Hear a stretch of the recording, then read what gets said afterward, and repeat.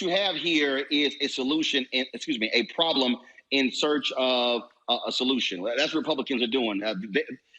I listened to what they said. Well, there are some people who question the integrity. So you literally upend the entire system because people can't accept they lost. What this is all about is trying to change the law because Donald Trump said it was fraud. But Republican secretaries of state said that wasn't the case. And so how do you deal with that where you have folks who literally want to change the entire voting apparatus because they're mad they lost? But again, we're collaborating with partners and we're definitely working hard. We're working behind the scenes. We're definitely doing everything we can within our resources to make sure that doesn't happen. All right, Melinda, we certainly appreciate it. Thank you so very much for joining us. Thank you, sir. Appreciate you. Folks, as I said, this is not, I told you this was not going to happen just in Georgia. It's happening all across the country as well as happening in Texas. They are specifically trying to target Harris County. The Republicans there have proposed election reform. They want to stop curbside voting. They want to stop drive-through voting. All of the creative ways they were able to use to get folks to vote there in Texas. They want to stop all of that. Now I keep telling people what's going on here to understand what these folks are doing. They are going to try to use their majorities in the House and the Senate, as well as holding the governor's mansion to actually stop from voting. This is the greatest threat to voting since the Jim Crow era, and Republicans are leading this. My panel right now, of course, is Dr. Avis Jones-DeWeaver, a leadership strategist. We have Dr. Julian Mavo, president emerita, Bennett College, and also Omokengo Dominga, professional lecturer, School of International Service, American University. Let me start with you, Avis. This is pure Jim Crow. We can't, look, they can dance all around. This is targeting of black voters. And again, Georgia, Texas, Iowa, Pennsylvania, Florida, Mississippi, Alabama. We can go on and on, North Carolina.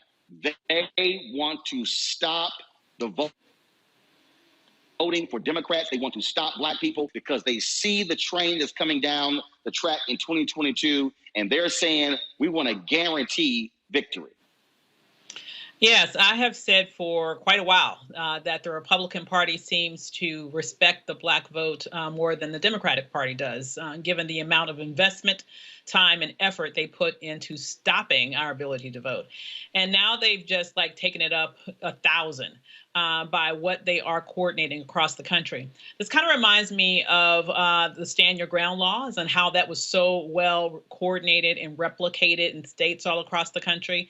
They've basically taken that same playbook and they're doing that now as it relates to voting rights laws, trying to undercut our ability to vote by specifically targeting our methodologies as well as our geographic concentrations in those various different states.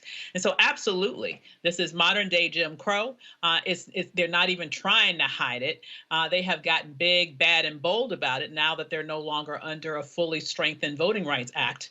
And that's why it's so important that we have legislation passed in Congress that's going to curtail these efforts by strengthening the Voting Rights Act and ultimately putting it back in place.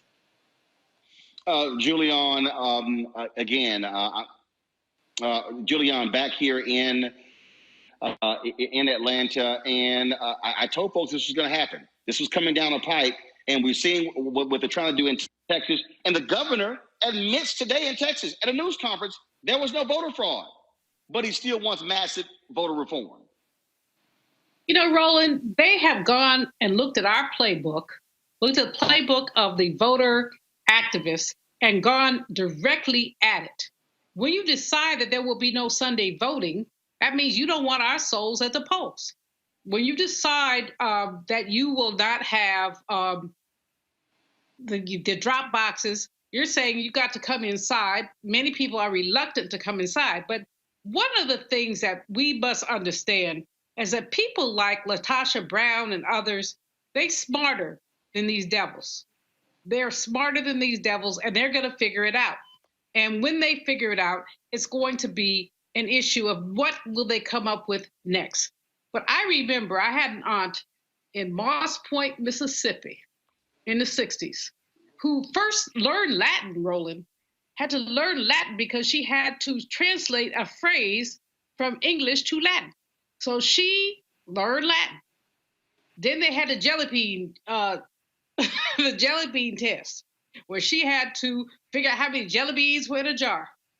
But she didn't give up. She kept coming. And that's what these people understand, is that need to understand. Black folks gonna keep on coming. Black votes are gonna keep on coming. It may be more difficult, but we do have HR 1, and it was interesting about HR 1, it went down on party lines. One Democrat voted against it, but other than that, it was party line vote. And what does that say? Republicans don't want us to vote? What does it say? Yeah, of course. That's first of all, on the Congo, that's exactly what it is. Republicans don't want us to vote. This is pure Jim Crow. And they're trying to say what really, again, is shameful when they say, well, there are people. There are people who simply just didn't trust the last election. Yeah, because they believe in a lying idiot. That's why. So we're supposed to sit here and accept the changing of voter laws because you got some stuck-on stupid people who believed an idiot like Donald Trump who said the election was stolen? You are absolutely right. And we have to remember that for anybody out there who says my vote doesn't matter, all we have to do is ask the question, if our vote doesn't matter, why are Republicans working so hard to prevent us from doing it? We have to continue to stay active. Right now, I even heard a story today where they cut early voting by 9 days. And so they're doing everything possible, as Dr. Malvo said. I know that we're going to rebound, but we have to stay awake in every way, shape, and possible, because they are not going to stop until they not only have a Republican back in office, but Trump back in office. So we cannot let our guard down, and we need to continue to support. If we're not in a state where this is happening, we need to put our social media, our finances, everything we can towards making sure that this does not happen, because they will not stop. What you're looking at, and this is what the Black Chamber, this is what the Georgia Chamber of Commerce actually released. This is with a tweet. The Georgia Chamber continues to engage in a bipartisan manner with leaders of the General Assembly on bills that will impact voting rights in our state. We have expressed concern and opposition to provisions found in both HB 531 and SB 241 that restrict or diminish voter access. As these two omnibus bills move through the legislative process, we will continue to work on ensuring both accessibility and security within our voting system. That's obviously stronger than what they initially said.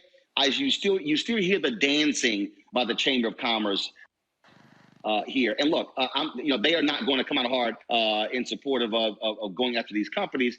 But what the activists are saying to Delta, Home Depot, Coca-Cola, as well as UPS, Aflac, and others, they expect them to say something. And you also have the internal dynamics of people inside of these companies also saying, we got to speak up. Roland, it's really interesting when you look at the combination of corporate responsibility and corporate integrity, because these folks know they're wrong. They know that the legislature is wrong. They know that Home Depot, Delta, you go down the list, they have employees and constituents who are repelled by this legislative action. But they do the Mr. Bodangle's dance around it and say they don't want to take a position. Well, now is the time to take a position. What we know now, after we looked at the insurrection on January 6th, after we have looked at a number of other things, it's time for folks of conscience to stand up, speak up, and man or woman up around these things. So, I'm not sure why these corporations are dancing, except for why they're dancing, because they still want to have Republican approval. And not Republican approval, because I'm not going to disrespect all Republicans, but Donald Trump affiliated approval. And that's what we have to push back on. You talked about January 6th. Folks, Republicans, white Republicans are still doing their best to try to act as if that was just a picnic taking place on that day.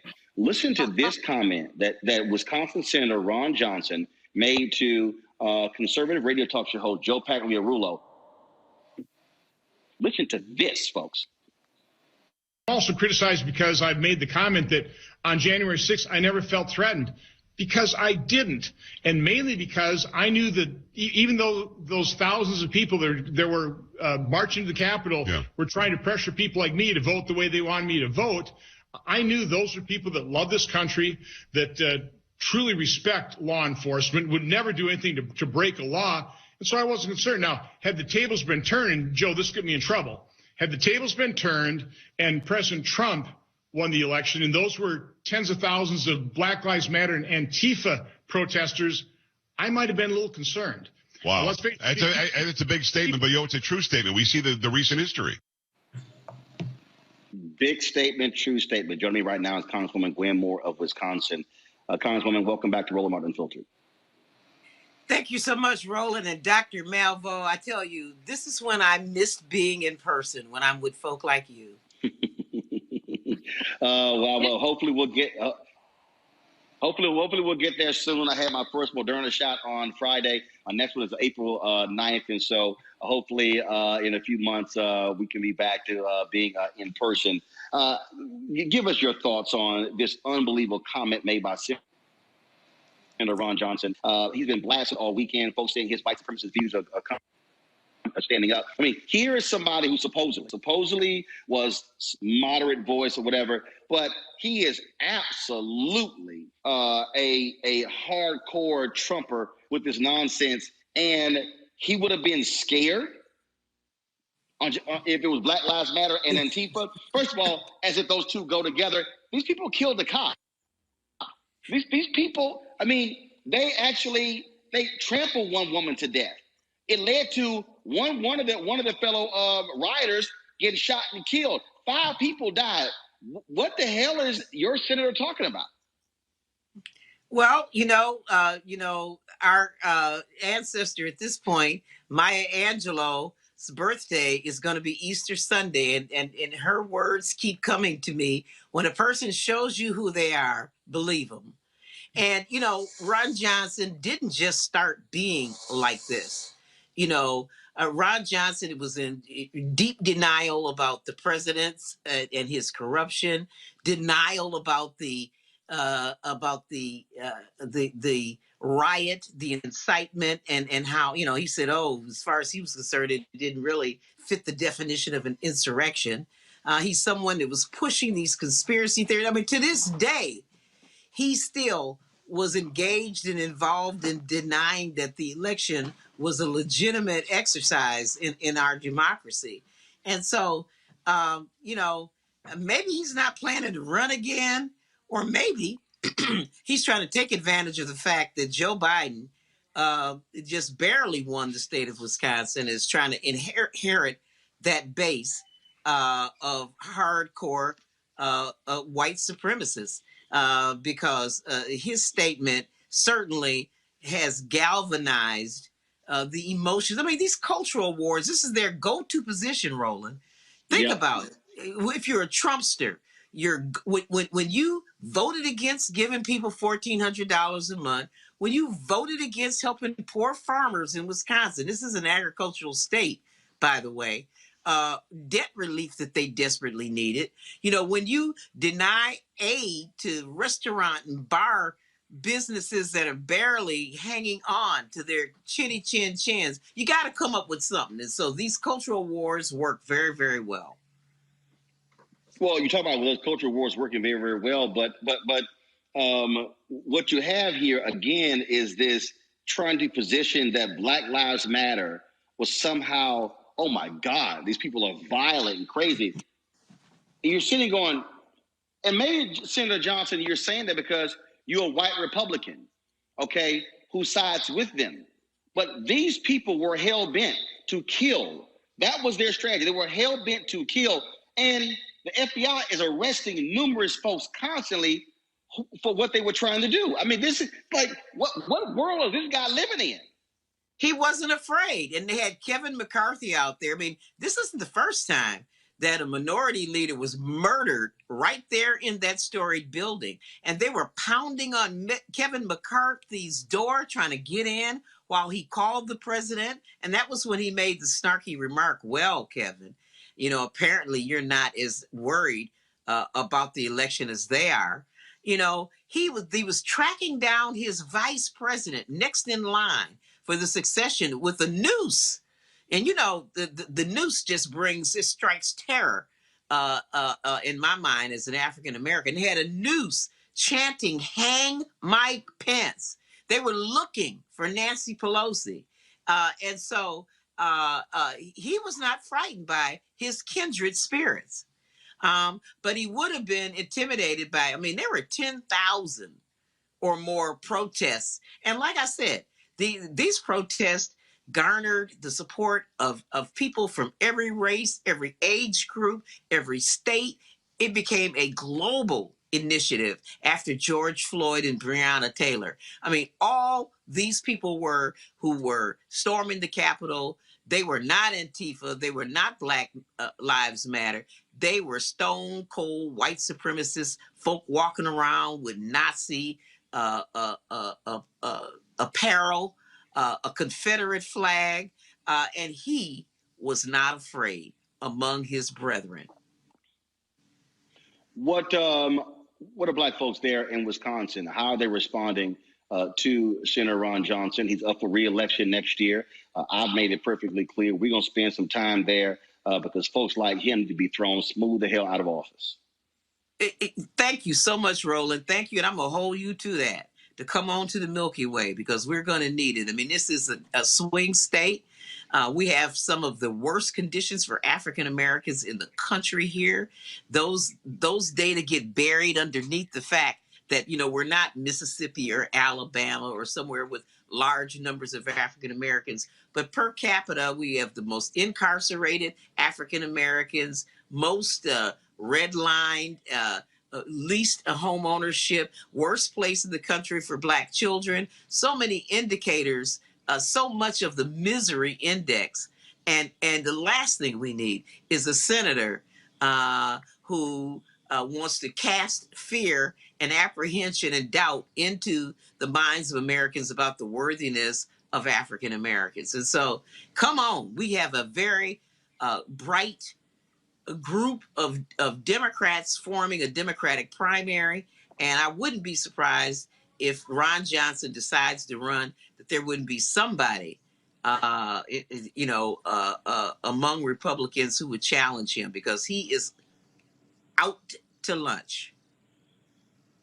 Well, he gave also indication that he may not even seek re-election. Either way, Senator Johnson, a bullseye's on your back in terms of taking you out for re-election. Bye, Senator Johnson. That's what it boils down to. It's time to go. And so this is where black votes are going to be critical there in Wisconsin, and with the white folks in Wisconsin step up as well. So Congresswoman Gwenmore, we appreciate it. Thanks a lot. Thank you. Avis, I want to start with you here. Your thoughts on these comments, what he said, and again, what he's basically saying is, oh yeah, if those Black people have come, I would have been scared to death, but I was with my white brethren and the Trumpers, and I was safe and comfy. The man's a liar. Wasn't it just a couple of weeks ago when he was trying to sell the lie that it was actually Antifa that raided the Capitol? Clearly he lied there. Here, he may or may not be lying, but the reality here is that he is definitely trying to appeal to the white supremacist base of the Republican Party, of what is the Republican Party right now. And so, it's really interesting how right now people have gotten so used to being so flagrant with their racism. And the fact that with this particular Republican Party, it's actually used as an asset, because they know that is now the base, the core. The new Republican Party is the Trump Republican Party, which is the white supremacist, white nationalist, redneck Republican Party. That's who he was talking to. And the fact that he would sit there and say, these people aren't criminals and they wouldn't, they love the country, was especially ridiculous, given the fact, as you pointed out, they murdered, they maimed, they actually were in the process of a lynch mob. The only other thing I would do, quite frankly, if I was in Congress right now, if he's going to make statements like that, then he needs to honestly be investigated to see if he was in some level of collusion with these people, because we know that they did have inside help. In fact, I believe that they had inside help, not only from Capitol Police, but also from some Congress people. So to me, I'm really wondering why some of the Democrats don't start to open up some investigations on their colleagues who are clearly in cahoots with these individuals who put all of their lives in danger. That was a story over the weekend where Democrats made it clear that they won't even work with any Republican who voted not to certify the election. That should be the position. Democrats should simply say, "Oh, I'm sorry. If you voted, if you made any comments with the January 6th insurrectionists, if you voted not to certify the election, I'm gonna show you the hand. You can't even come talk to me. Don't even come near me, because that's part of the problem." To me, that's exactly what should be going on.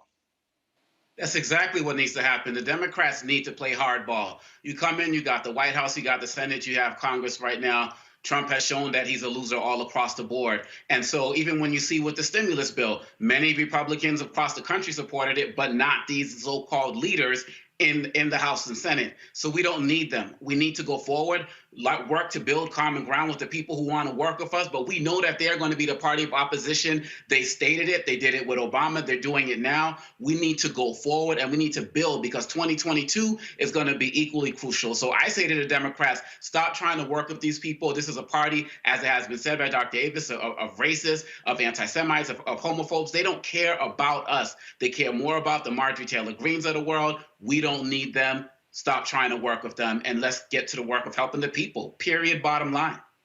These people are pure evil, Julian. Simple as that. And for them to endorse and support what took place on January 6th and give lip service, we can't ignore it. And so there has to be an absolute repudiation and say, no, we're not dealing with any of y'all folks. We can't trust you. And y'all support people who want to put people's lives in danger. And if you still fly down to Mar-a-Lago and taking a picture of that white supremacist Donald Trump, then the hell with you. Well, Democrats have to draw a line in the sand. Joe Biden has said, President Biden has said he wants to be inclusive, bipartisan, blah, blah. But the fact is that these people will not vote for anything that Democrats vote for. Let's look at H.R. 1, which went down on strictly partisan votes. They say they want us all to be able to vote. They lying. They want them to be able to vote and them to exclude us. And so when we look at all this stuff, what we have to say is, as you say, line in the sand. If y'all not down with the real deal, just step. And we have to do everything by reconciliation. We will. We have the votes to do it, and we have the basically the gravitas to do it. Roland, what is going on here right now is that these people, they're not even honest. They don't want fairness. They want power. And this is how they have set it up. They don't want to be fair. They want to be in charge. And they're disturbed that Black folks, Democrats, leftists, basically captured the House and the Senate. And that's why when you look at H.R. 1 and you look at the Georgia legislation is, surgically poised to attack the work of the Black Lives Matter, Black Votes Matter, LaTosha Brown, and those movement. Get rid of souls to the polls. They don't want our souls in the polls. They want our souls as well away from the polls as possible. And so we have to just man and woman up. Y'all gonna try it? We got something for you, because we've always had something for you. And now we know what we have to do. Well, absolutely. All right, folks, got to go to a break. When we come back, we'll talk about young voters in 2022, how critical that could be. We'll talk with a pollster who has been talking with them and giving the results of this new poll. That's next on Roland Martin Unfiltered, broadcasting live from Atlanta, Georgia. Senators, this cannot be our future. Do not concede, Mr. President. Fight hard. This cannot be the future of America. That's all they got! The force, let's go!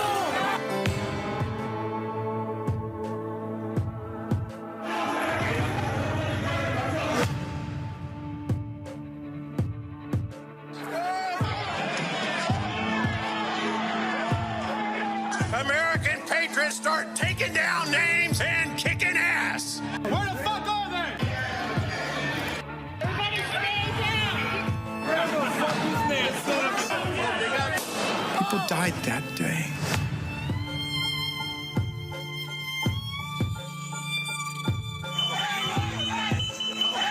What message will we send the rest of the world?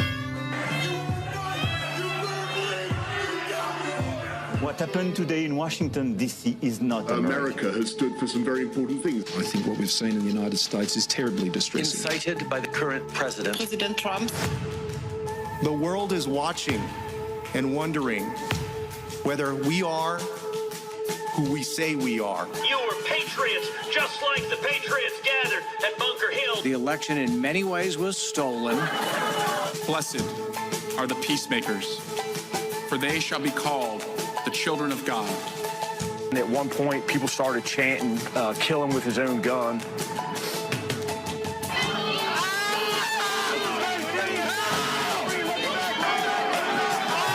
They thought they were going to die. Watching someone use an American flagpole to spear and pummel one of our police officers ruthlessly, mercilessly. We didn't need more witnesses. We needed more senators with spines.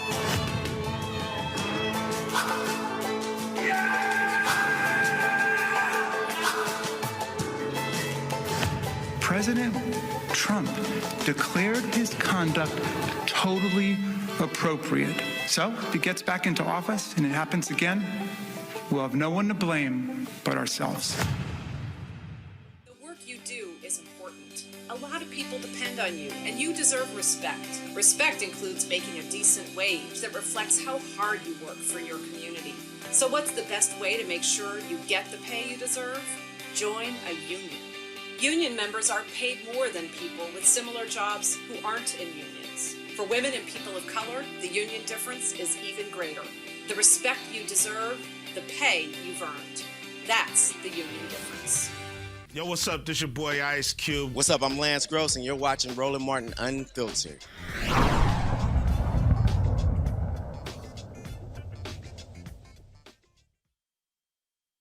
All right, folks, welcome back to Roland Martin Unfiltered. The young voters have played a critical role in many of our elections. That is no different than, of course, the 2020 election. What's going to be happening in 2020? And that is young voters are going to play the critical role in that midterm election. Johnny Berry, the founding partner of Hit Strategies, he's been talking to these voters. Let's hear what they have to say. Terrence, welcome back to Roland Martin Unfiltered. What's up, Roland? Thanks for having me back, brother. How you doing? Doing great. So let's talk about the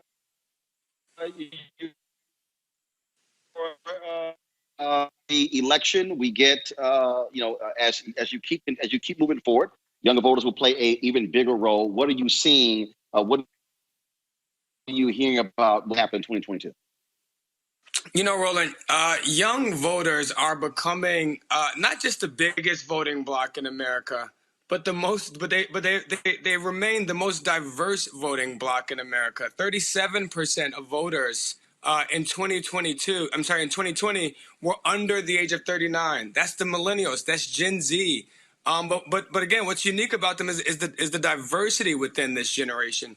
We hear a lot from Democrats and from other politicians talking about removing identity politics and turning towards economic issues. The truth is, Roland, for young people, their identities are their politics. You know, they lead with issues like immigration, with issues that are central, like racism, which is the number one issue across all races of young people. Racism and discrimination has emerged as a top issue. So that's really what's shaping their political identities and shaping their political participation. And that started, Roland, in 2020 during those protests following George Floyd's death, where we saw the protest following George Floyd's death. The complexion of those protests began to change, and they began to look a lot more ethnically diverse. The majority of protesters after George Floyd's death were actually young white people. And so that's really what we're starting to see shape up here, and understanding how to speak to those priorities is going to be critical if Democrats want to hold power in 2022. clear-cut Democrat Republican thing. Obviously, when you look at issues, and you have these voters who say they may not turn out. Their deal is, look, if I'm not being satisfied, I may stay at home. So, what should candidates be saying to reach them? What should they be saying to touch them? Well, first thing we have to do is we got to disaggregate a little bit, right? Young voters are very diverse. So that you got Gen Z and millennials, and there's a lot of difference there. But ethnically, when you look at young voters, we really got to start looking at young voters of color very, very differently than we look at young white voters. There's this perception, Roland, that young voters are much more progressive, that even young white voters are much more progressive. And while they align with Democrats on a lot of the issues, on climate, on student loans, on the need for police reform, when you start looking at disaggregating them by race, young white voters are participating politically a lot more like white voters than like young voters. And so when we're talking to this younger generation, we have to keep the operative word is still white. That's right. The word is still white. That's exactly right. And so the truth is that the young white voters aren't significantly more progressive. There's just significantly less of them in this generation because it's so diverse. And so when you look at a state like Georgia, 60% of white voters under the age of 30 voted for Donald Trump. But 67% of white voters overall in Georgia voted for Donald Trump. And so young white voters, again, are operating a lot more like white than they are like young. And so, and that's why I think there's this effort on the part of folks to say, oh, well, we've got, young voters. I'm like, no, you can't just say young. You got to keep that focus on, no, they may be young, but which that's I right. think also what has to happen is folks have to also dig a little bit deeper. Even when you start talking about Black voters, Latino voters, you can't just sort of stop there. Now you got to start saying, their income level, what part of the country they're from, all of that. And campaigns are going to, and this is what I think really is going to be the big deal here. Campaigns are going to have to do even more micro targeting. That's right. There's sort of this broad brush. No, that's not going to do it. You're gonna have to do a different type of campaigning to get them to turn out in 2022. That's exactly right. That's exactly right, Roland. And it starts right now. When we look across some of these issue priorities amongst millennials, we see that they really do prioritize some of those kitchen table issues, jobs and wages, the cost of healthcare. But when you look at the younger generation, Gen Z, they still prioritize a lot of social issues, immigration and racism. And so, again, like you said, we have to start micro messaging here and really talking to the priorities of these individual groups. You and I, Roland, have talked a lot about not just the gender gaps amongst Black voters, but also the generational gaps amongst Black voters. And so we really do have to start acknowledging some of these differences, understanding not just by demographic or by cutting them up along these turf lines that campaigns like to do for canvassing, but understanding the values and the priorities of these voters and speaking to that in a real way. Look, Democrats have a razor-thin margin in the Senate and the House. They don't have a margin in the Senate. Kamala Harris is the margin in the Senate. And so we really got to start that work right now if they're going to mobilize the largest and most diverse voting bloc in America. Questions from our panel. First off, Avis, your questions for Taryn. So you mentioned that young white voters are really, in essence, white voters. Let's just focus on that. But what I find was interesting, so this past year, I've been involved with the Black Women's Roundtable survey that we do with Essence annually. And one of the things that we've been noticing in recent years is when you look at Black voters, and particularly Black women, that's who we focus on, that younger Black women are actually more likely to start to be more diverse in terms of their political leanings, meaning that they're much less likely to be clumped, quote unquote, in the Democratic category, That's right. and instead are more likely to be interested in looking at independence as an independent leaning, or maybe even Republican more than their older counterparts. And so with those trends, first of all, is that applicable with other young people of color? And if so, what can that tell us in terms of the overall direction of young voters? Is it that they're quite really not nearly as progressive as we think, not just in terms of white voters, but as it regards to voters of colors and specifically of Black voters too? That's a great question. And, you know, I mentioned the gender gap between Black voters, where Black men are slightly less likely to support Democratic candidates, slightly less likely to personally identify as Democrats. But the same gap exists amongst generationally, that young Black voters have less loyalty to the Democratic Party, less affinity to Democratic candidates, and are less and quite frankly are more likely to consider and to support Republicans. But the differences are important. For the gender gap, Black men are more likely to support Republicans because they are in fact more conservative on some issues. But for younger generations, it's not because they're more conservative. When we talk to young Black voters in focus groups, the reason they are less likely to support Democrats and more likely to consider Republicans, it is punitive. It is frustration and cynicism toward the Democratic Party, and what they would consider a herd mentality. And so they are willing to consider options. And that is why Democrats do, in fact, have to start treating young Black voters and Black male voters as a persuasion audience. What have you done lately is a question that young Black people bring to the voting booth. Julian? I'm shaking my head because I'm thinking about what you're saying, especially around what Democrats promise and what they don't deliver. The Biden-Harris ticket promised higher minimum wages, student loan recovery or forgiveness, and now they're doing the Mr. Bojangles thing where they haven't done that. Meanwhile, Republicans have not promised Black people anything. So I understand why many young voters are disillusioned, but what have Republicans done to make them feel affinity? Absolutely. So two things to respond to there. One is what the Biden-Harris administration has and has not done. Recognizing that the Biden administration has been in office for less than 90 days, you know, but they do have an exceptional approval rating amongst young Black voters.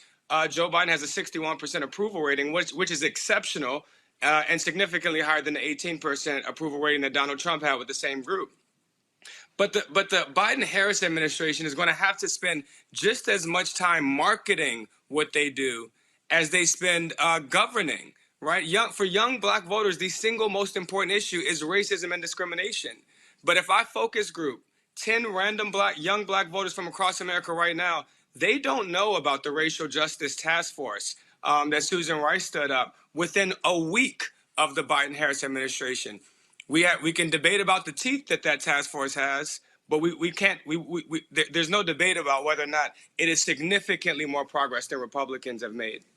Because on the flip side of that is exactly what Donald Trump spent the last year of his term doing, which was marketing his perceived wins to the Black community. Those same Black voters that I recruit into that focus group, they can tell you that Donald Trump had the lowest unemployment rate amongst Black people. They can tell you about the First Step Act. I am not saying that those are accomplishments that had significant impacts on the Black community.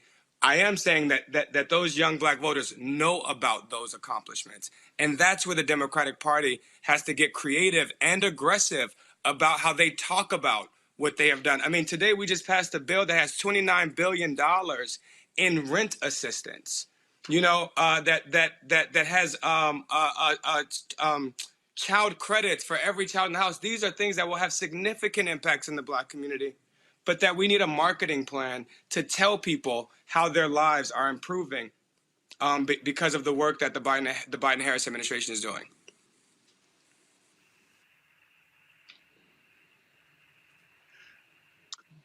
Terrence, I got one more question from our panelists. Go right ahead, Makongo. Yes, I was wondering, first of all, your research is amazing, and thank you for that. The number that stood out the most for me was 38 million. You said there were 38 million young people that were unreached by either party.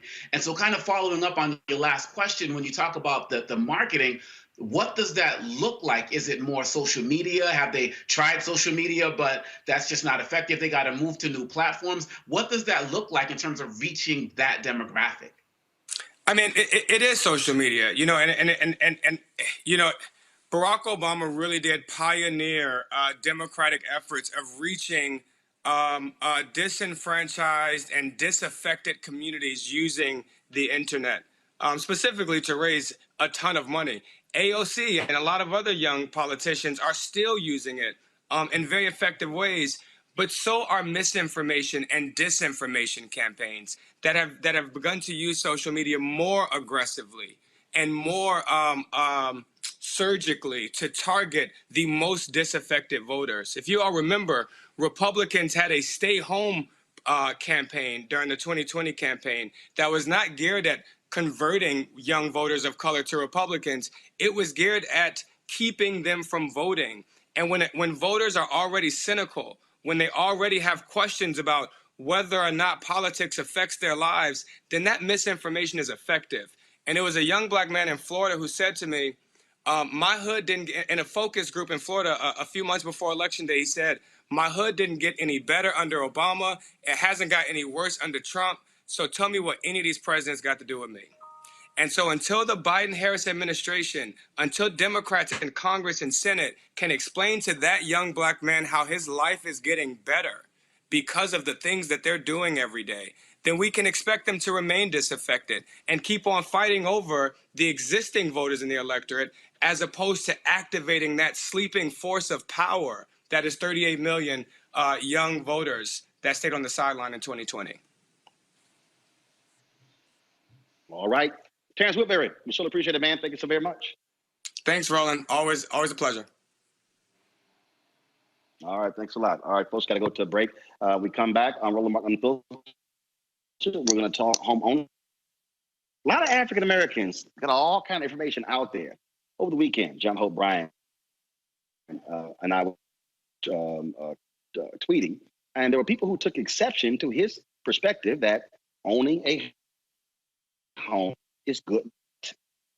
We're going to have that conversation right here on the show, and so come right back. We'll be back in a moment. If people begin to believe that their democracy is fraudulent, if they conclude that voting is a charade, the system is rigged, then God knows what could happen. They rigged an election. They rigged it like they've never rigged an election before. Actually, we do know what could happen. It's happening right now. The U.S. Capitol overrun, under siege. Pro-Trump extremists storming inside, flooding the halls, reaching the floor of the House of Representatives and the Senate. Millions of Americans sincerely believe the last election was fake. It was a landslide election, and everyone knows it. We will not go quietly into the night. When thousands of your countrymen storm the Capitol building, if you don't bother to pause and learn a single thing from it, then you're a fool. I know your pain. I know you're hurt. We had an election that was stolen from us. We got to this sad, chaotic day for a reason. It is not your fault. It is their fault.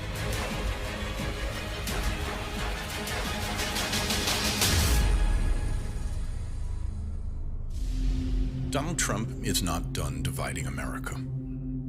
He's come out of hiding to find his old friend, the spotlight.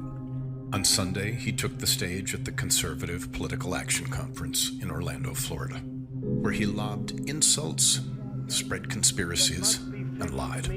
This election was rigged.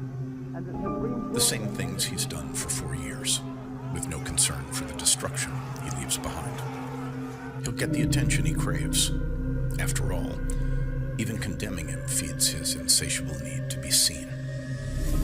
Which is why it's more important than ever to remind ourselves that in November, one thing became clear. America is not Donald Trump. America is the people whose names you may never hear, whose only fame will be among those whose lives they touch, but who are the best of America, all the same. They're doctors, nurses, healthcare workers, the people working tirelessly to get every American vaccinated against COVID-19. They're the disaster relief workers and first responders, holding up their Texas neighbors during the harshest winter the state has ever seen. They're the people who show up, lend a hand, and give a damn when their fellow Americans are in need. Remember them. The lives they lead are the best proof that Trump is a liar. Because America's greatness comes from us, not him. The Lincoln Project is responsible for the content of this advertising. What you're speaking on is taking risk. What you're speaking on is sacrifice. What you're speaking on is actually putting yourself in the mud to be in whatever positionality you play in this society. You got to make a choice to say, I'm going to roll over and let these white folks come in here and do what they do, or I'm going to at least choose to be a resistor in this component. Where I do my thing, I'm going to resist. I reside with the resistors. If you find me, I'm going to be with the people. If I'm washing dishes, we dropping dishes. If I'm delivering pieces, we taking some back to Pookie and Ray Ray because we know they ain't got no food at the house.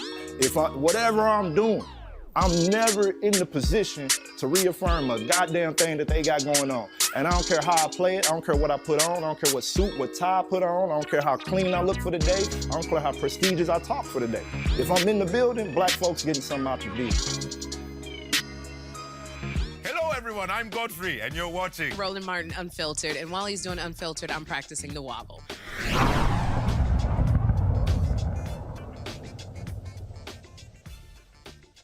So the Biden administration, they plan on launching a $500 million public relations and community blitz in order to push folks on the vaccine. What they're laying out is that the reaching out to community groups and others, talk about the efficacy of the vaccine, is safety, and also getting folks to sign up. Let's go to my panelist. Julianne, I'll start with you. Here's one of the things that I made perfectly clear. You got to put the money in the hands of organizations that are proven. You got to access black media. And what you can't do, and let's just be real clear, you can't put it in the hands of white ad agencies who do not know anything about black people in order to talk to us about it. That has been a fundamental problem in the past. And so I am hopeful with Susan Rice being there, part of her portfolio, dealing with race equity, Cedric Richmond, Karine Jean-Pierre, Simone Sanders, and others, that we're going to have an effort where that $500 million is not going to white communities. Well, Roland, we know what the population demographics are. We know that African-American people, Latino people, Asian people are about to be the majority. We know that there is vaccine resistance in our community historically and for very good reasons. So if there is not a targeted, and the word is targeted, outreach to our communities, there is a problem. The problem with white Democrats has been that they don't like the word targeting. They want to have equality without having equity. Equality says everybody gets the same thing. Equity says everybody gets the same access. And so if we all have the same access, Roland, they would be cutting up a 5, 10, 20 million deal with you, with BET, with a bunch of other folks who are doing the work. But this is going to depend on leadership. Cedric Richmond is amazing. Susan Rice has good sensibilities.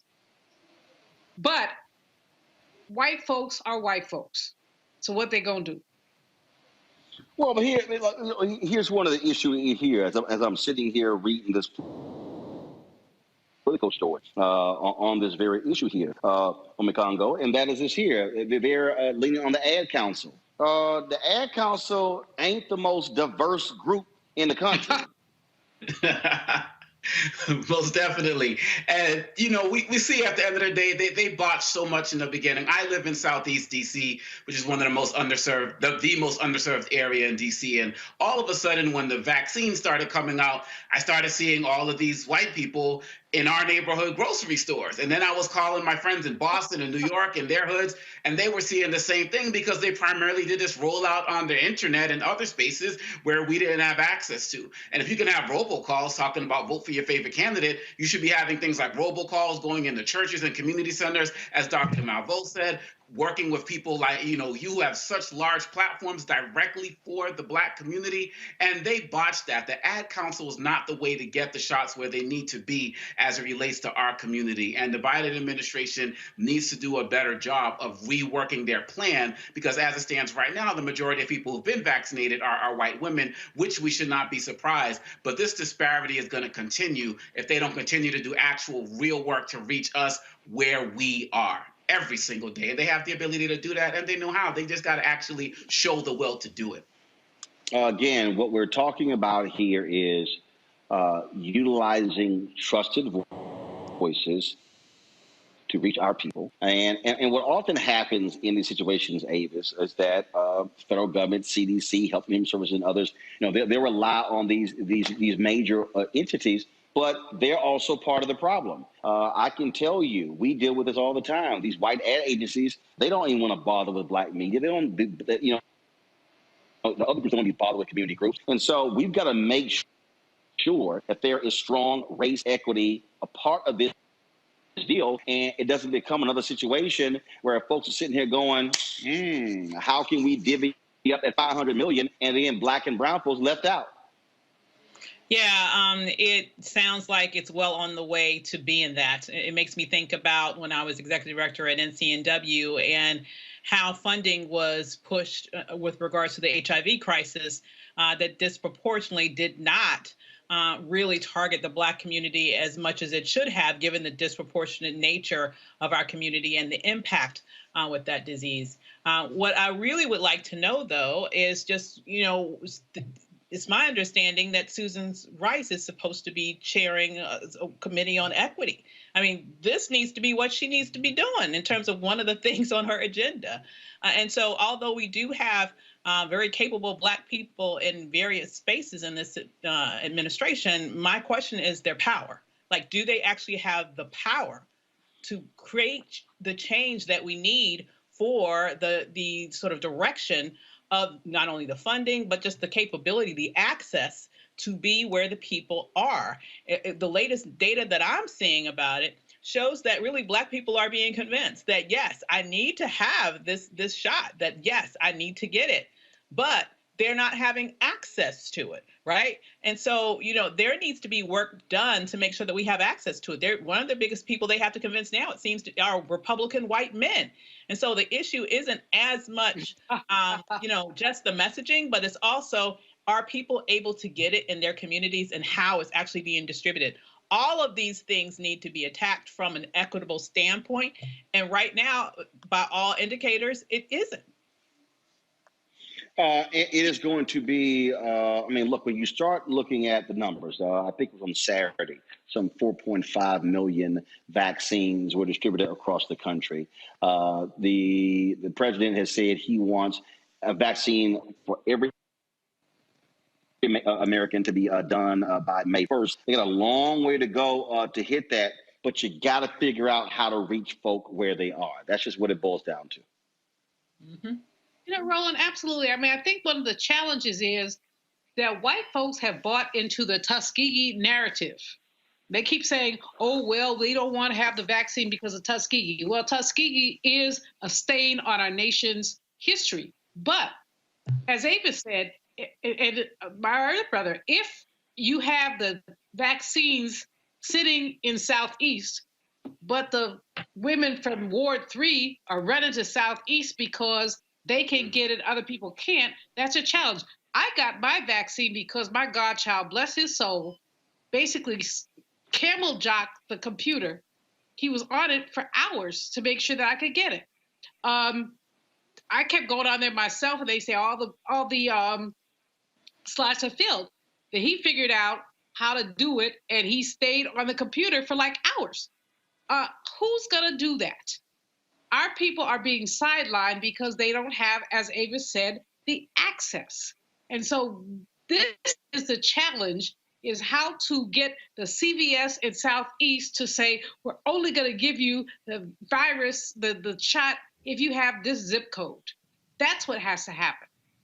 Or how about this here? This is, okay, why in the hell are we not doing, as Tom Jones said last week, why in the hell aren't we doing vaccines 24 hours a day? Hello. Literally. I don't understand. I don't understand why you take their grocery stores. There are Walmarts. I don't understand why we're not doing 24 hours. Why is it not around the clock? So that way, those folks who want to go at 2 o'clock in the morning, look, if you can open some damn stores early for Black Friday, you damn sure can figure out how to do 24-hour vaccines. Yeah, you could absolutely. I mean, I agree with you, and I've heard of like specific localities that have had longer hours, and I'm not sure if it was 24 hours, but have been more aggressive. But it takes that type of creative thinking. It takes that type of desire to make a difference. And then we also have to realize that there are some states where we know that people are openly jerry-rigging the system for white privileged people, like in Florida, for example. So, a lot of this has to do with who's in charge, because it's 50 different systems in essence, because we have 50 different states. And some of these states just quite openly are being very, very politically driven about who they provide access to.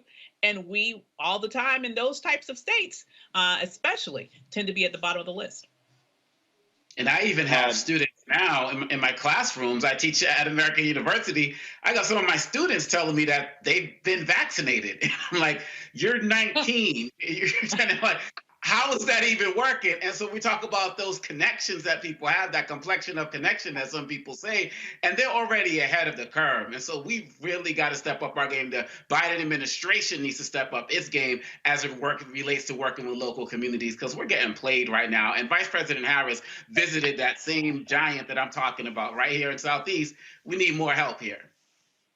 Again, I don't understand what the problem is, why these folks, look, if you're going to sit here and have the vaccine, put the resources there and say 24 hours, 7 days a week. That's what we're going to do. Forget this whole deal of trying to compete for a 15-minute slot to get in. It's like, no, it's going to be 24 hours. And all of a sudden, imagine if you've got 200 locations in each major city, that's 24 hours. I think you can start vaccinating a hell of a whole lot of people. I think that it will also be easier once we make the full transition. It sounds like more of the vaccine is moving over to the Johnson & Johnson version, which is a one-shot regimen. I've actually been vaccinated along with my 92-year-old mom. And when we went through, we had the Moderna, the 2-shot regimen. We're calling on our experiences. They had, windows of opportunity. You had to go online, as was mentioned. You got a time that roughly you had to be there in the morning or in the afternoon. But I believe there had to be a level of record keeping there to be able to schedule you to come back for your second shot, which I think create a little bit more complexity than having it be more loose. But if it is a situation where, and it sounds like the administration has invested in buying millions more of the Johnson & Johnson version, which is the one-shot version, then with that, it's much more simple because everyone just needs that one shot. And so to me, when that becomes the norm and more of the standard, I think it probably will be easier to have a 24/7 type of regimen with regard to vaccine distribution. But Roland, you said, and it's a really great point.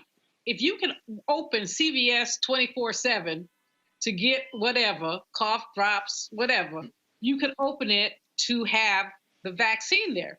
Whether it's a one shot or the 2-shot, my doc said, look, you get whatever they offer you. Don't start quibbling about whether you get the Moderna or the Pfizer or the Johnson & Johnson. Just get whatever they offer you. But I think that one of the challenges is we haven't made it easy for people, and people who have more time, who have more resources, who are better computer literate, are able to basically manipulate the system. When I went for my first shot, there were about 20 white folks, frankly, standing in line who did not have an appointment. So they kept telling me, if you have an appointment, go ahead. They were waiting to see if there was going to be extra shots. And they had somehow figured out that there would be extra shots at that location. So they were just standing there waiting in line. When I went for my second shot, it was geriatric 101. I mean, I didn't see anybody, who looked like they were under 60. And again, it was the same kind of thing. So it's being rationed in very interesting ways. And the 24/7, Roland, is a great idea. Let anybody walk up and get it. And if it's Johnson & Johnson, Pfizer, Moderna, whatever, it really doesn't matter. What matters is that we're able to get our lives back into the world when we're able to say we've been vaccinated. The big problem that you have is very simple, and that is we now live in a society, and again, this is coming from somebody with a digital show, where people are trying to drive everyone online, but we keep forgetting the fact that not everybody lives in an online world. Yes. Not everybody does. And so it is not, and so you can't, and then of course, if you're living in places where the perfect example, I'm sitting here right now, in Atlanta, but the particular place where I'm staying, I've got 20 megabits per second download to upload. That ain't a lightning fast internet. And so that's the other issue. You might have internet, but guess what? That speed matters when you're trying to refresh and you're trying to slide in slots. All I'm saying is, look, make it all hands on deck, go 24 hours. And here's the whole deal. All right, you're the United States military. Use a damn National Guard. Come on. Go 24 hours. Look, if you're trying to get everybody, but it's crazy. Oh, this place is going to be open from 9 to 4, then from 9 to 1 on Saturday. No, say 24 hours. And guess what? What you do is you do limited number of places. If it's overwhelmed, you add locations. And guess what? In a particular area, if you're 24 hours and you're tracking it, and frankly, you're not seeing that traffic that exists between 1 a.m. and 6 a.m., fine. You make it 7 a.m. to midnight. You modify the schedule, but you got to have more places that are actually doing the vaccine. So we got to see what happens. All right, folks, got to go to the break. We come back. We'll talk about home ownership rates. Home ownership, not home ownership rates. Home ownership, specifically when it comes to African Americans. But the concept of what's good debt versus bad debt, my next guest is going to break it down. Hope Bryant says, folks, stop acting as all debt is the same. It isn't. We're going to break this thing down when we come back on Roland Unfiltered. I believe that it's movement time again. In America today, the economy is not working for working people. The poor and the needy are being abused. You are the victims of power, and this is the abuse of economic power. I'm 23 years old. I work 3 jobs. I work 7 days a week.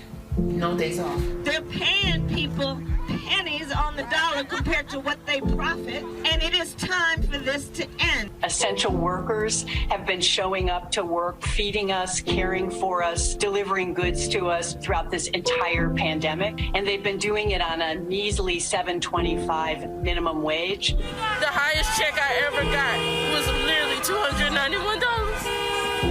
I can't take it no more. You know, the fight for 15 is a lot more than about $15 an hour. This is about a fight for your dignity. We have got to recognize that working people deserve livable wages. And it's long past time for this nation to go to 15 so that moms and dads don't have to choose between asthma inhalers and rent. I'm halfway homeless.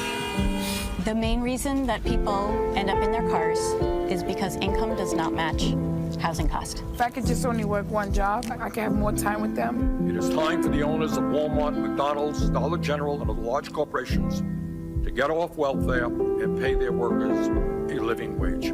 And if you really want to tackle racial equity, you have to raise the minimum wage. We're not just fighting for our families, we're fighting for yours too. We need this. I'm going to fight for it until we get it. I'm not going to give up. We just need all workers to stand up as one nation and just fight together. Families are relying on these salaries, and they must be paid at a minimum $15 an hour. $15 a minimum anyone should be making to be able to stay out of poverty. I can't take it no more. I'm doing this for not only me, but for everybody. We need 15 right now.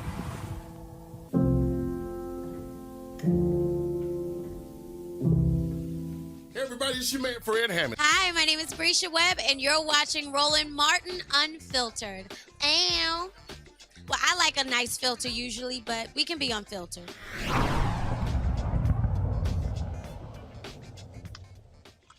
Black folks in America have the lowest home ownership rate at 47%.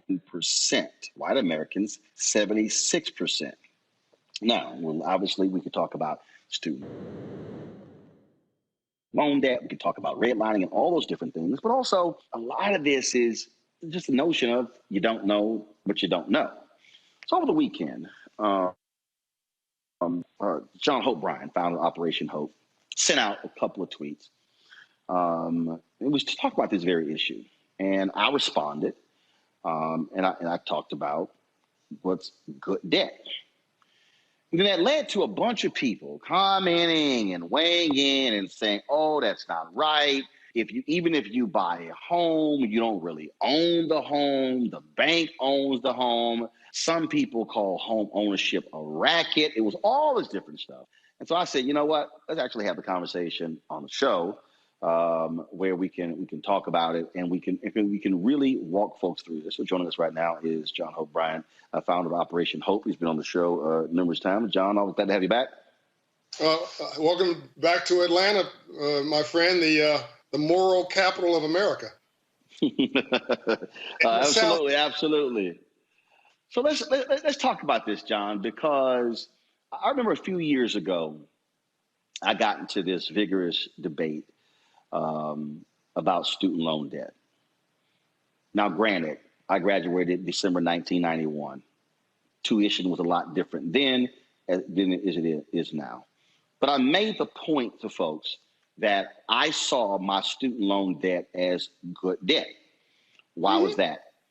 Because that college degree put me in a position for the jobs that I've had. And if I added up the income that I have earned over the last 30 years, since graduating, that's a significant amount of money. So if I compare that money to what my student loan debt was, I said that was good debt. I said, now, if I went out and got a $50,000 car right after I graduated, I said, that's bad debt. And I had this back and forth, and somebody was like, well, yeah, but what if you had no debt at all? I said, look, I couldn't have no debt conversation. Mom and daddy didn't have the money. It's not like I had the money as well. I didn't have a full ride scholarship. So I said, and look, Congress hasn't passed free college, so that hasn't happened. So I said, but we do have to look at debt a different way. And you really were trying to help some folks with this this weekend to understand the reality of home ownership and what the home means. Yeah. By the way, if there's going to be a serious discussion about reparations in this country, it probably should be K through college education for every Black person in America. As long as they do something gainful and positive with that education, it gets written off as an investment. But that's a separate topic, separate show. I was stunned, Roland,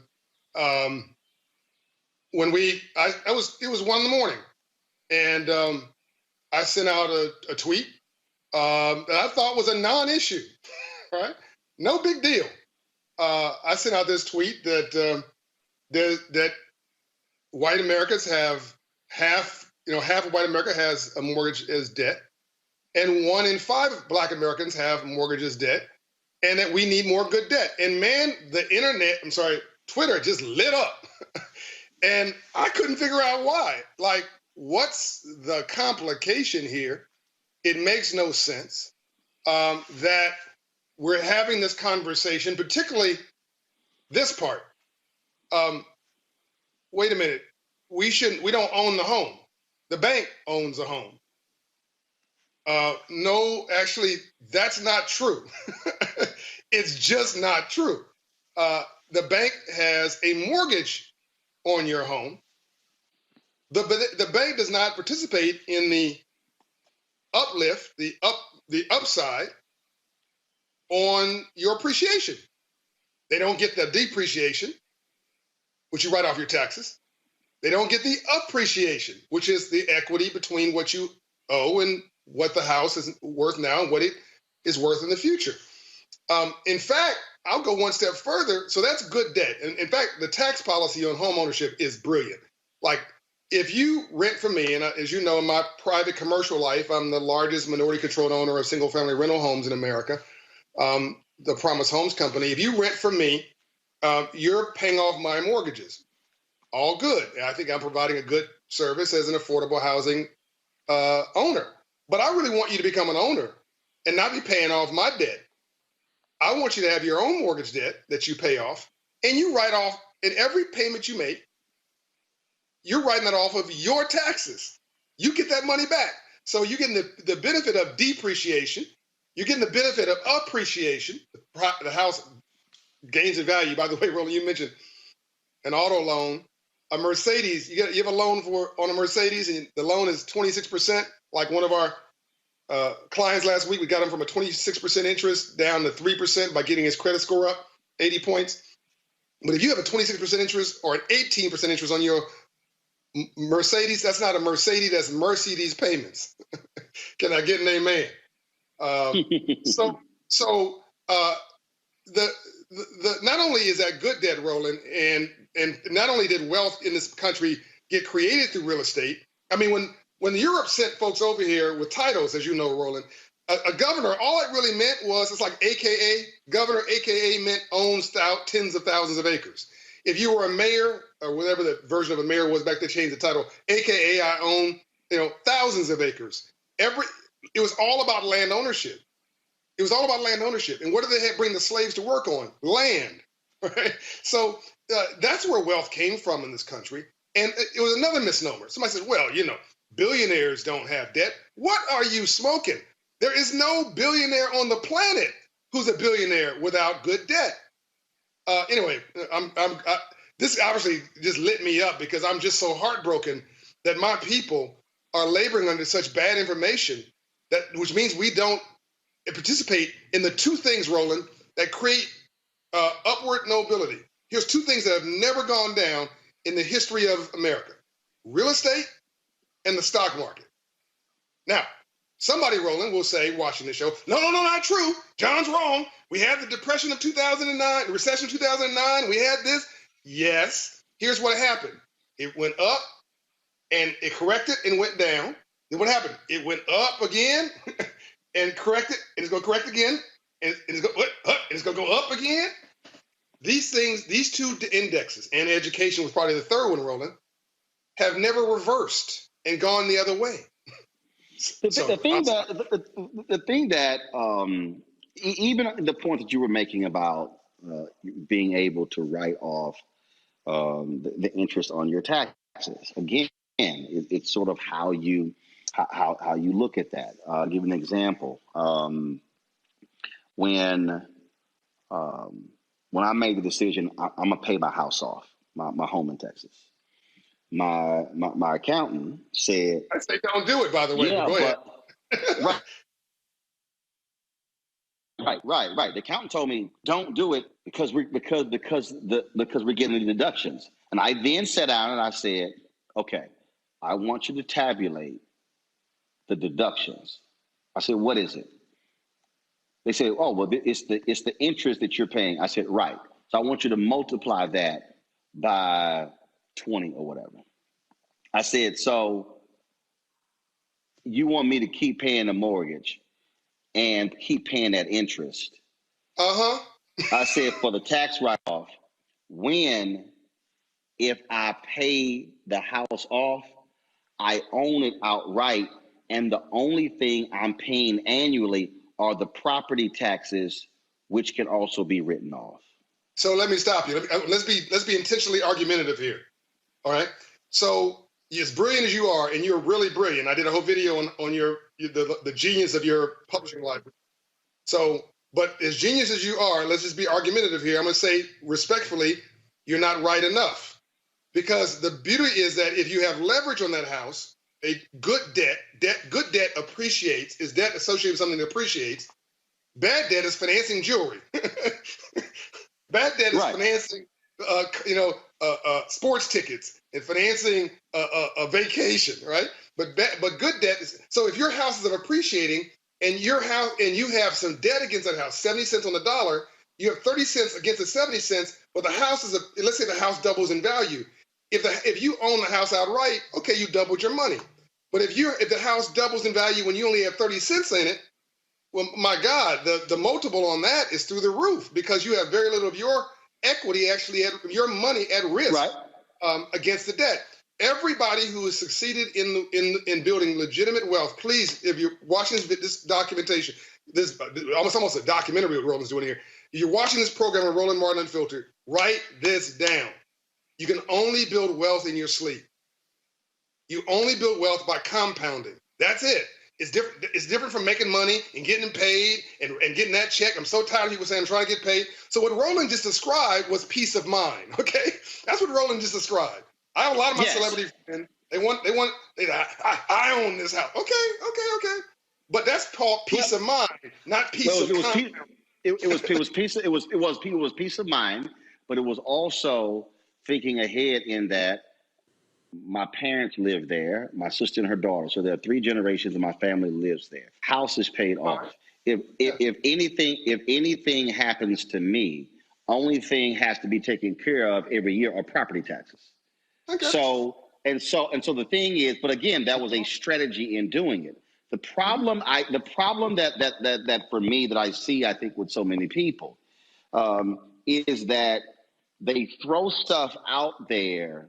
And also to the point, like every year when I get the property valuation, I mean, look, I've been getting phone calls for the last 2 years, text messages constantly, sell, because there's a dearth of homes out there, available homes. And so folks been trying to buy, we'll pay cash. I mean, they're throwing everything out there. I'll buy it. So the thing that while the conversation to me was crazy, people going back and forth, is that they were going through this whole thing of debt, and again, not understanding the notion of what is good and bad debt, and how companies every year are financing debt, how companies are, how they're shifting, how they're getting, lower interest on their debt. Because in fact, there have been some companies that have been purchased with debt. All companies. Well, right. And so the thing is, when I hear people say, have this notion that, again, all debt is bad, that's why it was crazy, because that's just simply not true.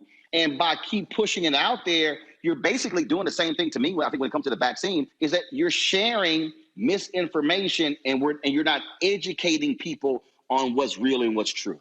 No, it's worse than that, Roland. We are predicting a lifetime of debt and poverty, because your consumer debt is going to continue to rise. Bad credit cards and all that kind of stuff, that's going to continue to rise. But if you don't have something to offset that, which is an asset based on good debt that continues to rise, then what you're going to end up with is zero net worth, nothing to pass, no generational wealth to pass on to your family. So one lady was like, I'm going to be a renter for the rest of my life. Okay, you're going to be poor for the rest of your life. Because the only way that the average person in America builds wealth, let me rephrase that, the most popular, most credible route, factually documented, that the average American family builds wealth is through their home. It's the equity in their home. Where the equity for the start of the business come from? From the home. Where does somebody want to secure, your consumer loan from? Your equity from the home. You know, when you pass on the glory, God bless you. If that should happen, happen. God bless your family. Then where do they get the largest increase in wealth? From the home. I have celebrity friends who brag about not having any debt on their properties, and I tell them it's just not good use of cash to have $2 million sitting in a building somewhere. It may make you feel good, but what have you taken? It's $2 million building. Put a $1.5 million mortgage on it at good rates if you have a good credit score. I'm talking about 3% money, Roland. I believe in God and God alone. But if I was agnostic, I'd bow at the altar of low interest rates. Okay, I mean, if you can get 2%, 3% money, it's like somebody's giving you money. It's like free, right?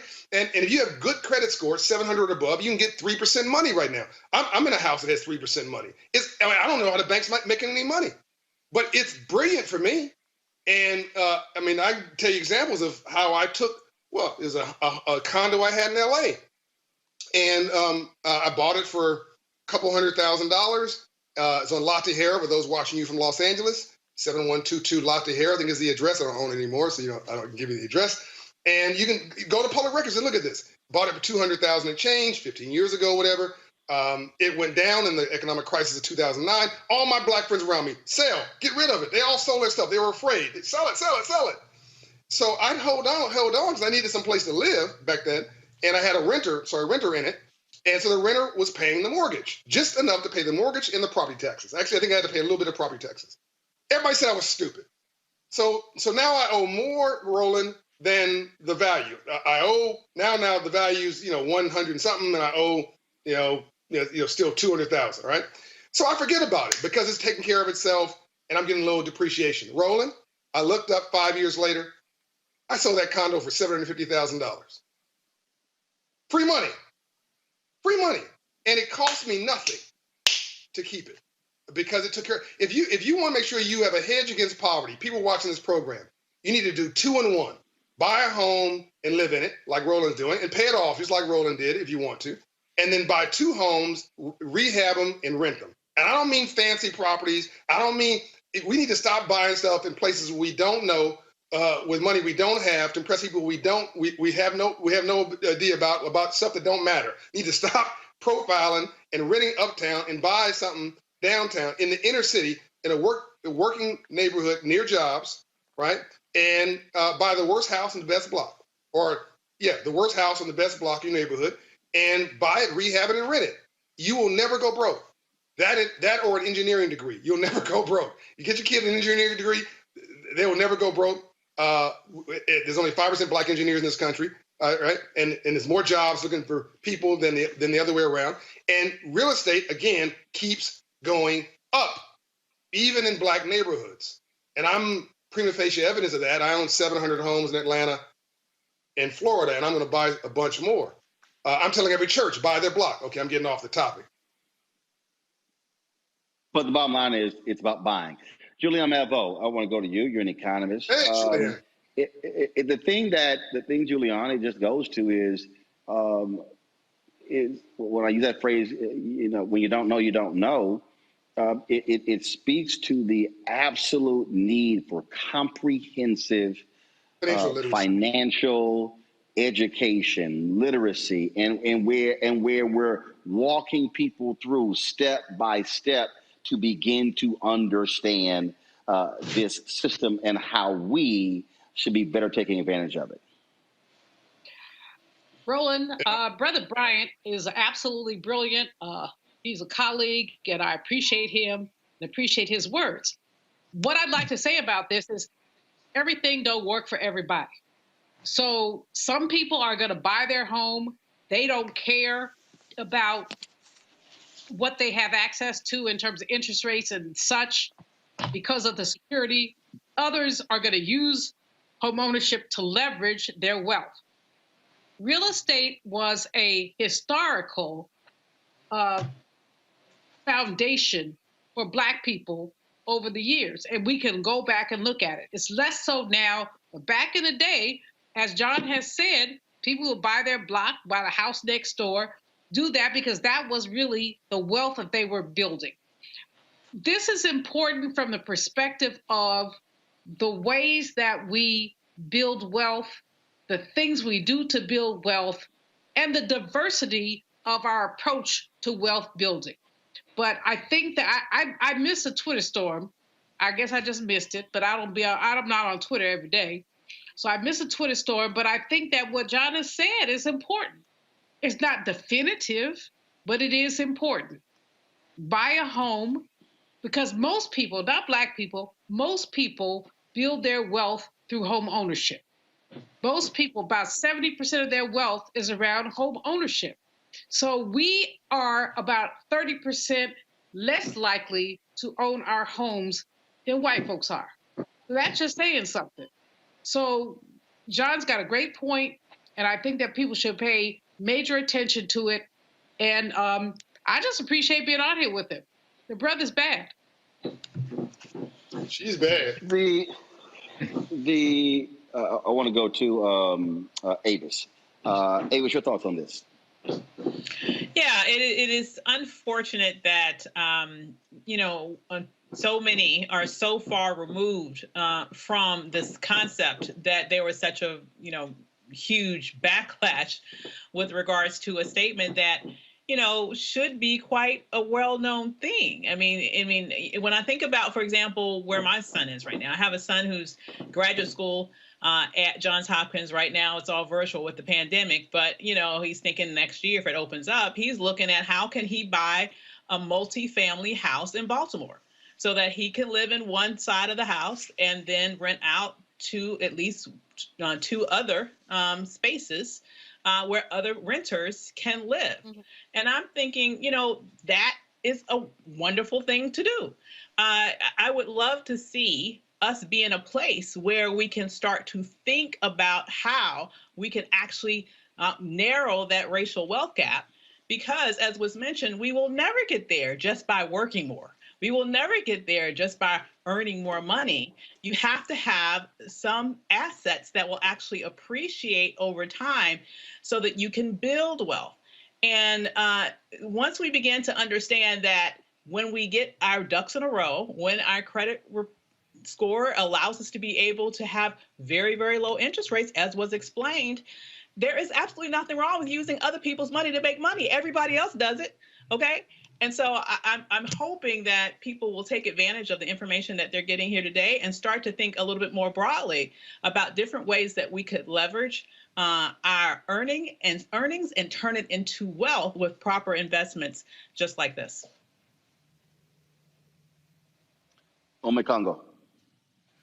I think that this is powerful, and I feel like this entire show we've been going back and forth with these conversations about access to information and access to, whether we're talking about the vaccine, whether we're talking about voting, and now when we're talking about housing, this is like that one thing where there's just so much information out there that we can readily get. We know that historically, every time there's been an opportunity to get access to housing, we've been denied. But right now, when I'm hearing what Mr. Bryant is saying, I just wish that, I don't know, I just have a question for you, Mr. Bryant. Like, what do you feel is the best way right now to get financial literacy out to our communities? Is it schools? Is it online programs? Is it YouTube courses?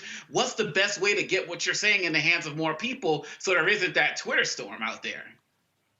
Yeah, we got to make smart sexy again. We've been making dumb sexy for a long time, man. We've dumbed down and celebrated it. Quincy Jones says it takes 20 years to change a culture. His birthday was yesterday, by the way. And in the last 20 years, we've made dumb sexy. Yo, what's up? You know what I'm saying? No, I don't know what you're saying, man. Speak English, speak. Like, talk to me. Lead me better, right? If we go to club tonight, and so the COVID approved club. We go to club tonight and we see the cute girl or the handsome guy. Hey man, you cute or you're handsome. What's your credit score? What's your business plan for your life? Are you an owner? Are you have an ownership mentality? We need to know what's in here and not just what's on here. And I can say this on Roland Martin Unfiltered, I think. Your assets cannot just be on your ass. We got to stop having lifestyle riches as a strategy. It's not riches. In fact, getting paid, as a young lady said, has nothing to do with building wealth. Zero. And so we got to basically, sir, we've got to get celebrities and ball players and folks for whom people pay attention to really begin to bake this in, and it's beginning to happen. And I think we need to make financial literacy the civil rights issue of this generation. We need to make it like the law, funded by Congress, K through college, free financial literacy, and I think Ms. Malvo will agree with me on this, and I think she's brilliant, by the way, long underrated, brilliant. I think we should have introduction to entrepreneurship in high school, because if you can't get a job, then let's help folks create them, which is why Operation Hope is so passionate about 1 Million Black Business Initiative that we launched with Shopify to get all our businesses online. 96% of our businesses don't have an employee. How do you build wealth that way? I mean, how do you do anything that way? You're on a treadmill. You're on a treadmill, and we're stressed out. We're exhausted. What did Malcolm X say? We've been bamboozled. We've been tricked. We've been fooled. Here's another one. I mean, I just couldn't believe that Roland and I spent going back and forth. I think Roland was a day and a half on Twitter with people. They were absolutely sure they were right, and they were wrong. It's just wrong. Everything that was said, with all due respect, I love you very much, is just dead wrong, and somebody has to lay it out. So we got to make this appealing and interesting, and here's the good news. People can still do it right now. They can. Last point, John, you said earlier, you had a guy who had a Mercedes with a 26% interest rate, and by raising his credit score 80 points, he went from 26% interest rate to 3%. 3.5, 3.7. I put it on Twitter. I have the exact number. Yeah, his payment dropped like a rock. Like a rock. So there's two ways to make money: make more or spend less. Do you know, Roland, that 41% of Black people have a credit score below 620? Basically half of us. So when you go to the bank and the bank turns you down for a loan, not you, because you'll get whatever you want, turn it down for a loan, we assume it's racism. Well, historically it has been. But right now, I think the gentleman said, I want hair like his, by the way. You got to show me how to do that. The gentleman said, but in 2021, my mother's credit score is 867. I think she told me 2 days ago, which means my mother's not Black, she's green, right? She can get anything she wants. So if you can get your credit score up today, so the reason that they're giving decline may not be because you're Black. It may be because your credit score stinks and the bank's not going to tell you because they don't want to be sued. Half of us are locked out of the free enterprise system. You can't get a small business loan unless you have a 700 credit score. That's another show you need to do, which is this free money coming to Black people through this $1.9 trillion stimulus bill. That's a whole deal all by itself. That's a whole show all by itself. But we will. Trust me, we will. Yeah, I'm just exercised about this, man, because I think we're living in a moment in history like right now. But history doesn't feel historic when you're sitting in it. It just feels like another day. And I think if Dr. King was alive today, this is what he'd be obsessing with right now. And we never got the memo on money because of Freedmen's Bank after the Civil War, after Lincoln was assassinated, it was closed. That bank was chartered to teach free slaves about money. So other than Ms. Malvo and a few others, there's nobody doing this advocation. And meanwhile, the world is passing us by, Roland. There's a whole nother show on difference between cash flow and wealth. Two completely different things. I get so tired of you saying, I want to get this money. I want to get paid. I can get this dollar. I could care less about getting money. Let me build wealth. It'll create cash flow. John Hope Bryant, founder of Operation Hope. We certainly appreciate it. Where can people get more information about Operation Hope? OperationHope.org, or download the Hope in Hand app on your phone. It's all free, by the way. There's no charge for these services. Or call 888-388-HOPE, or just talk to Ms. Malvo, because she can probably hook you up all by herself with her just some individual counseling. But we do counseling in 26 states for free. Well, folks, you can't say you didn't have the information and no one ever told you about it. John Hope Bryant, we sure appreciate it. Thanks so very much. Love and light. All right. I want to thank my panel as well. Folks, if you want to support what we do here, Roland Martin Unfiltered, your dollars make it possible for us to have these type of conversations. You can do so by joining our Bring the Funk fan club. Our goal is to get 20,000 of our fans to give, on average, $50 each for the year. That's $4.19 a month, 13 cents a day. If you do that, trust me, we don't have to rely on corporate sponsors to be able to bring you the most unfiltered and unapologetic Black news out there. You can go to Cash App, $RM Unfiltered, PayPal.me/R Martin Unfiltered, Venmo.com/RM Unfiltered. Also, Zelle, Roland at RolandSMartin.com or Roland at RolandMartinUnfiltered.com. You can also send a money order to New Vision Media, NU Vision Media, Inc., 1625 K Street Northwest, Suite 400, Washington, D.C., 2006. Folks, that is it for us. Tomorrow, a special edition of Roland Martin Unfiltered. We're going to focus on Black-owned media. Tomorrow is the anniversary, 194th anniversary of Freedom's Journal, the nation's first Black newspaper, which was launched March 16th, 1827. So tomorrow, Byron Allen will join us. Richelieu Dennis of Essence will join us. Morgan DeBon of Blavity, as well as African-American ad agency owners. We're going to be talking about the money, Black media. What is the future of Black media? That is tomorrow, right here on Roland Martin Unfiltered. I'll see you then. Holla!